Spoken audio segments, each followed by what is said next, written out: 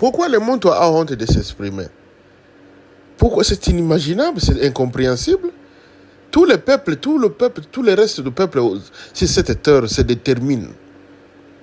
Ils se déterminent courageusement, ouvertement. Ils n'ont pas honte. Les Russes le déclarent ouvertement. Les Ukrainiens, ils se battent aujourd'hui. Nous voyons ça.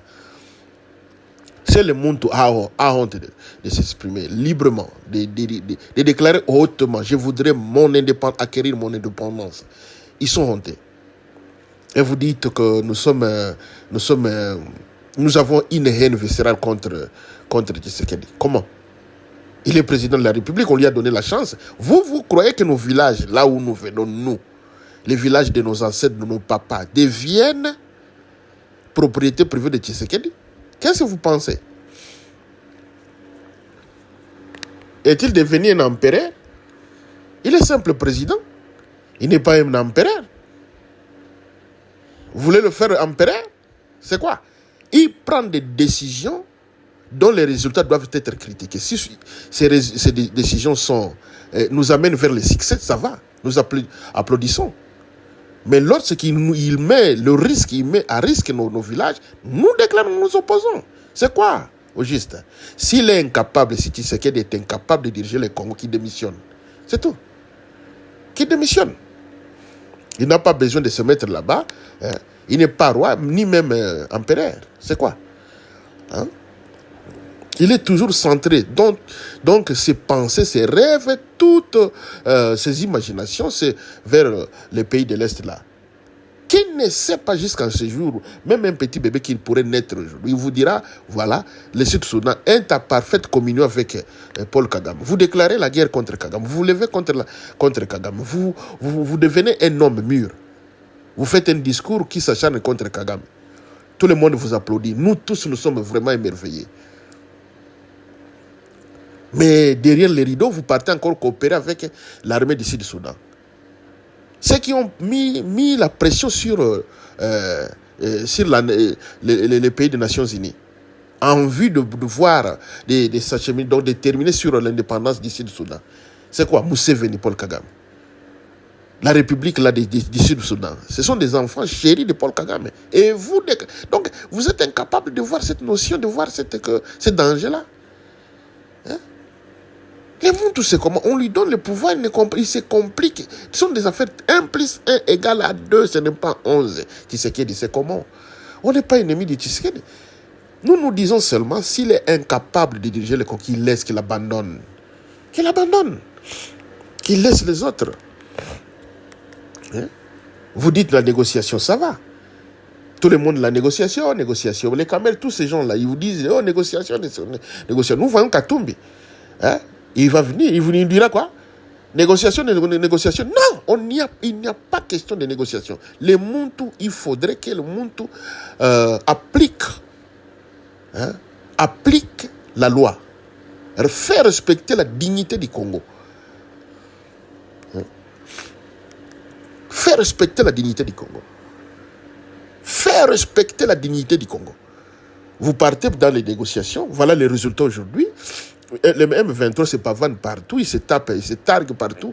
Hein. Ils sont en train de défiler à l'est du Congo, partout là-bas. Nous avons de nouvelles, ils sont partout. Si vous pouvez arrêter un groupe de gens à Kinshasa, il y a quelques jours, vous arrêtez un groupe de gens à Kinshasa. Combien à plus forte raison l'est du Congo là? Nous vous prévenons chaque jour, nous vous disons toutes nos vérités, puisque nous avons des gens des sources sûres qui nous préviennent. Vous croyez que tous les hommes, tous ces Européens sont mauvais? Non, il y a ceux-là qui s'opposent, qui opposent la manigance de leurs frères. Nous savons ça. Jusqu'à aujourd'hui, ceux-là qui entourent Tshisekedi ne comprennent pas que le Sud-Soudan, ce sont les enfants chéris. C'est une république dont la même mise de Kagame est claire. Elle est là. C'est incompréhensible. Demain, le lendemain, dans nos villages, on verra les Sud-Soudanais. Et quand ils vont sortir, tout un peuple de neveux Sud-Soudanais seront dans nos villages. C'est comment? Le panafricanisme, oui, nous acceptons. Mais tout d'abord, le respect des Muntu. Le Muntu souffre. Depuis l'arrivée des colons en Afrique, le monde souffre. Et c'est partout. Et malheureusement, l'intellectuel et l'élite Muntu ne veut pas se lever, c'est-à-dire se débattre, hein, à corps et à cri, en fait d'empêcher de mettre le bâton dans les roues de toutes ces politiques-là qui manigancent l'extermination de nos populations. Voilà le petit exemple même. Comment jusqu'à aujourd'hui Tshisekedi ne comprend pas. Il ne comprend pas que... Non, cette notion, je suis toujours ici à l'Est. Toujours à l'Est, depuis l'arrivée de Kenya, il n'y a pas de bons résultats. Si les Kenyans ont empêché que les M23 ne prennent pas Goma, ça va.